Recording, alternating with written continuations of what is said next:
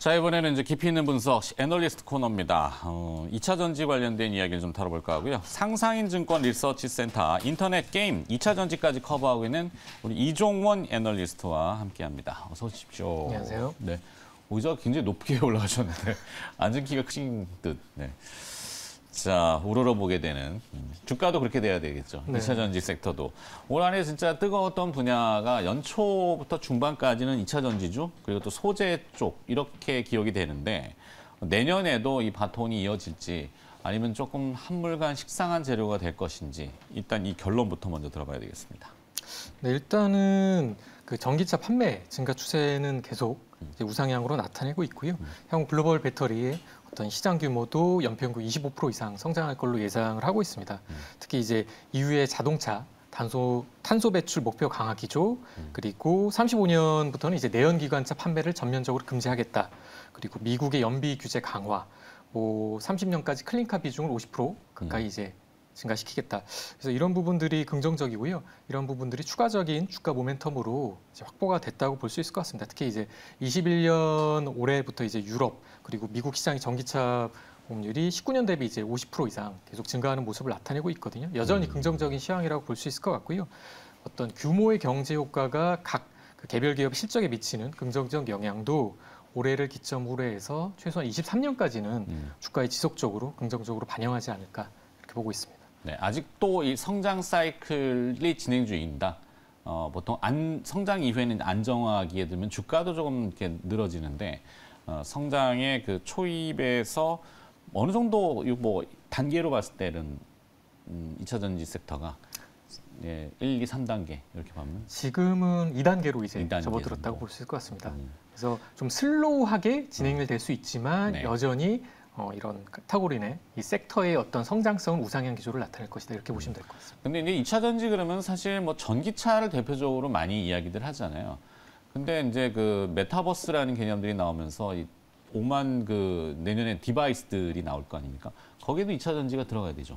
물론입니다. 그래서 2차 전지 섹터의 어떤 카테고리 확장성은 아직까지도 무궁무진하다 이렇게 볼 수 있을 것 같고요. 네. 또 최근에 이제 현대차 그룹이 의미 있는 그룹 발표를 한 바가 있거든요. 어제 나온 그쵸? 그 제네시스 얘기입니까? 아니요. 다른 그 얘기. 전사적인 이제 전기차 판매 목표치를 2025년 100만 대에서 2026년까지 이제 170만 대로 상향하겠다 하는 그리고 엔진 개발 조직을 이제 점진적으로 이제 해체하겠다 이런 내용들을 그렇죠. 네. 그래서 전기차 개발 역량을 강화하겠다는 어떤 전사적인 강력한 어떤 그런 메시지를 시장에 전달했기 때문에 이런 부분들도 향후 국내 시장의 어떤 전기차 발전에 좀 도움이 되지 않을까 이렇게 보고 있습니다. 네. 2차 전지 그러면 이제 대표적으로는 뭐 에코프로 BM들을 많이 얘기하시잖아요. 네. 에코프로 BM은 어떤가요, 전망이? 일단은 캐파 증설 기조가 계속 이어지고 있고 이러한 기조 하에서 2025년까지 압도적인 그런 성장이 예상이 되고요. 3분기 실적도 매출액과 영업이익이 컨센서스를 이제 상회하고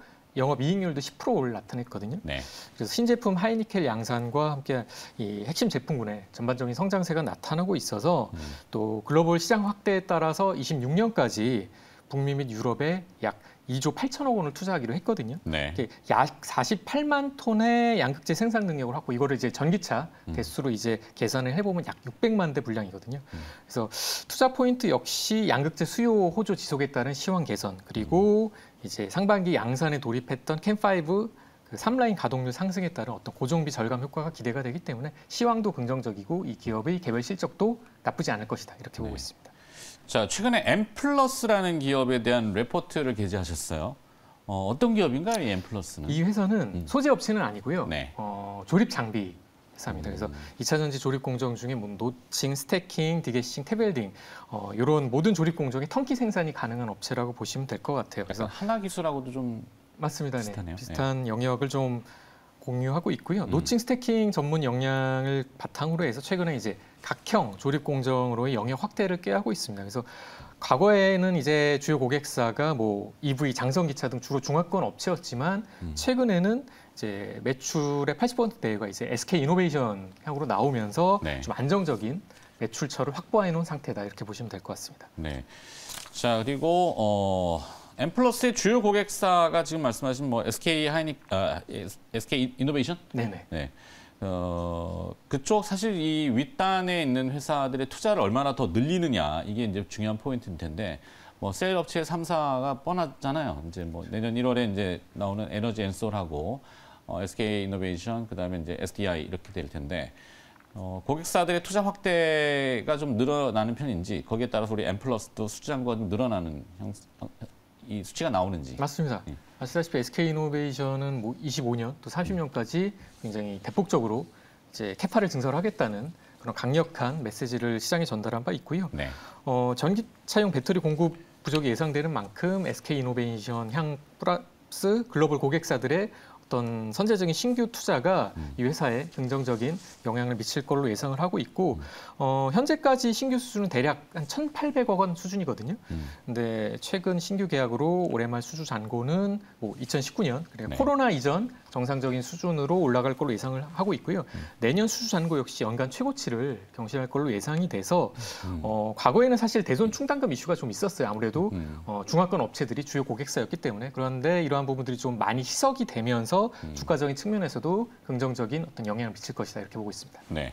자, 지금 커버하시는 섹터가 인터넷 게임도 있단 말이죠. 맞습니다. 그러면은 약간 그 엔터 쪽으로 봤을 때 디어유 얘기들 많이 하잖아요. 네네네. 네. 디어유는 우리 이종원 애널리스트는 어떻게 좀 보시는지? 일단은 핫한 종목이죠. 그렇죠. 뒤에 데가 없죠. 예, 11월 달에 상장을 했고요. 네. 모바일 어플리케이션 이제 버블 이게 팬과 아티스트의 1대1 소통 플랫폼이라고 말씀을 드렸을 것 같은데 대부분 매출이 여기서 나오고 있습니다. 실제로. 그래서 작년 같은 경우에는 연간 기준 매출이 한 130억 정도 나왔고요. 네. 근데 올해는 반기 기준 이미 한 180억 원을 넘어섰거든요. 그래서 이 버블이 지난 이제 상반기 기준 구독자 수가 120만 명을 이제 돌파를 했습니다.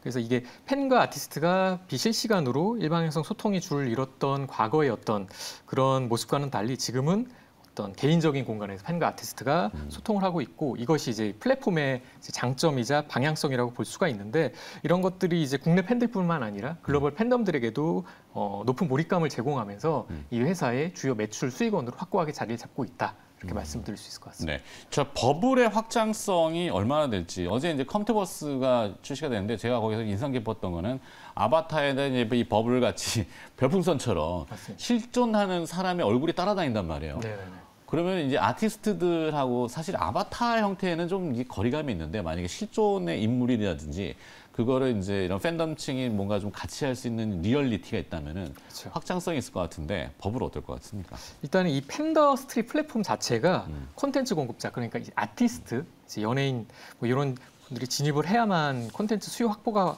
가능하거든요. 그래서 이 확장성은 지금으로 봐서 무한하다고 볼 수가 있는데 네. 현재는 이제 K-팝 아티스트를 중심으로 이제 서비스를 제공하고 있지만 향후에는 이제 K-팝에만 국한되지 않고 뭐 배우라든가 뭐 스포츠 스타라든가 이렇게 다양한 분야와 관련된 이런 IP 그다음에 그 프로바이더 영입을 준비를 하고 있거든요. 그래서 전통적인 매체의 방송인이라든가 유명인을 넘어서 네. 뭐 인터넷 방송인 그리고 SNS 인플루언서까지 어떤 광의의 어떤 인플루언서들로의 확장이 제한성이 없다는 측면에서 빠른 성장이 예상된다고 볼 수 있습니다. 그래서 동사의 이 IP 확장과 이제 팬커머스를 통한 수익 모델의 확장도 같이 진행이 될 것이다. 이렇게 말씀드릴 수 있을 것 같습니다. 좋네요. 자, 디어유까지 들어봤고 버블 얘기도 나눠봤습니다. 2차 전지하고 여러 가지 다뤄봤는데 오늘 도움 말씀 주신 분은 상상인증권 리서치 센터 인터넷 게임 2차 전지까지 커버하고 있는 이종원 애널리스트였습니다. 고맙습니다. 감사합니다. 자, 저는 내일 다시 와야 될 것 같습니다. 내일 뵙도록 하겠습니다. 시청해주신 여러분 고맙습니다.